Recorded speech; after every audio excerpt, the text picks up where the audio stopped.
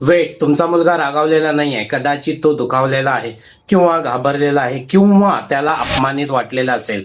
अनेक पालक मला म्हणतात की माझं मूल आहे ते खूप रागवत आहे, लहान लहान गोष्टीवरती तो भांडतो, लहान लहान सारखा सारखा ऍटिट्यूड दाखवतो. पण या ठिकाणी सायकोलॉजी काय सांगते, राग हा प्रायमरी इमोशन्स नसतो, तो बहुतेक वेळेस सेकंडरी असतो. म्हणजे काय तर रागाच्या मागे अजूनही काहीतरी भावना लपलेल्या असतात.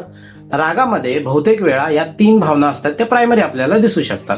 एक पहिली आहे ती दुःख, दुसरी आहे ती भीती आणि तिसरी आहे तो अपमान.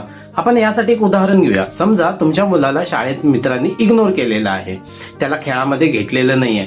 तो घरी येतो आणि पालक मग विचारतात की काय झालं, कारण तो दुखावलेला असतो. तो म्हणतो काही नाही झालेलं. पण थोड्या वेळानं तो लहान लहान गोष्टीवरती रागावतो, हे काय झालं, ते काय झालं, हेच का लावलं, तेच का लावलं. पालक म्हणतात की अरे इतका ॲटिट्यूड का. खरं म्हणजे तो दुखावला गेलेला आहे. अशा वेळी पालकांनी काही गोष्टी लक्षात ठेवायला हवात. पहिली एक गोष्ट लक्षात ठेवा, रागाच्या क्षणी लेक्चर देऊ नका.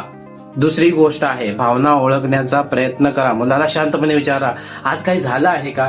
तिसरी गोष्ट, मुलांच्यासाठी एक स्पेस तयार करा, सेफ स्पेस तयार करा. त्याला सांगा तू सांगितलंस तरी मी रागवणार नाही आहे. चौथी गोष्ट, कोणाशीही तुलना करू नका. इतर मुलं अशी नाही आहेत असं बोलणं टाळा. पाचवी गोष्ट, ऐकायला शिका. कारण मूल कधी कधी सोल्युशन नाही तर त्यांना फक्त समजून घेणारा माणूस हवा असतो.